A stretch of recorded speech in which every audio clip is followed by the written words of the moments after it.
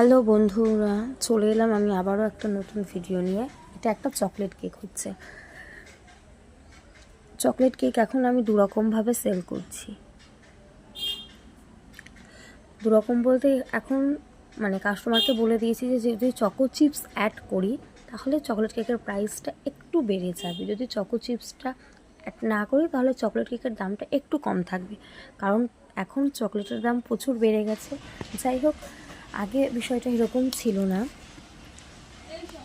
আগে চকলেট কেকের এক পাউন্ড যা দাম নিতাম তার মধ্যে চকো চিপস সব কিছু অ্যাড করে দিতাম, কিন্তু বর্তমানে চকো চিপসের দাম বেড়ে গেছে, প্রপার চকলেটের দাম বেড়ে গেছে, বেস বক্স এনিথিং প্রত্যেকটা জিনিসেরই দাম বেড়ে গেছে, ক্রিমেরও। যার জন্য প্রাইসটা ডিভাইড করে দেওয়া হয়েছে।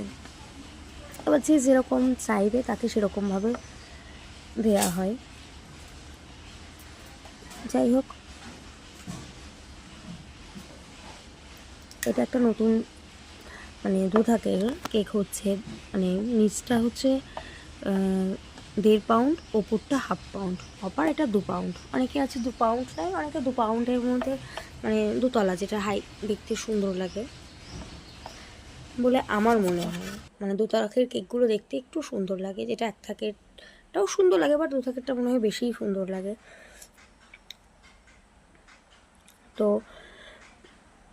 তোমরা সবাই জানাবে যে কেকটা কেমন হয়েছে। আলটিমেটলি ফিনিশিংটা বা গেট আপটা, এটা চকলেট থিমের কেক, বাট হচ্ছে কেকের বাইরেটা দেখে বোঝা যাবে না যে এটা চকলেট থিমের কেক। চকলেটের কোনো কাজ নেই, জাস্ট হোয়াইটের উপরে রেখেছি। আর তার থেকেও বড় কথা, কেকটা হচ্ছে গরমে 3 ঘন্টা জার্নি করে গেছে হচ্ছে।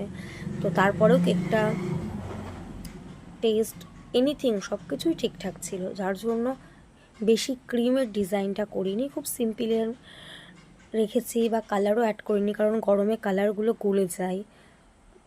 আর ট্রেনে বাসে করে যাবে তো, যদি প্রাইভেট কার করে যেত তাহলে হয়তো বিষয়টা আলাদা হতো, কিন্তু ট্রেনে বাসে যে জার্নি বা লোকজনের জন্য যে গরমটা, তার জন্য একটু সিম্পলের উপর রেখেছি। এবার তোমরাই বলো যে কেকটা কেমন লাগছে লাস্টে ফিনিশিং দেখে, বা কোথাও যদি কোনো কিছু মনে হয় ভুল হয়েছে, যদি অ্যাড করার প্রয়োজন হয় বলো, অ্যাড করব।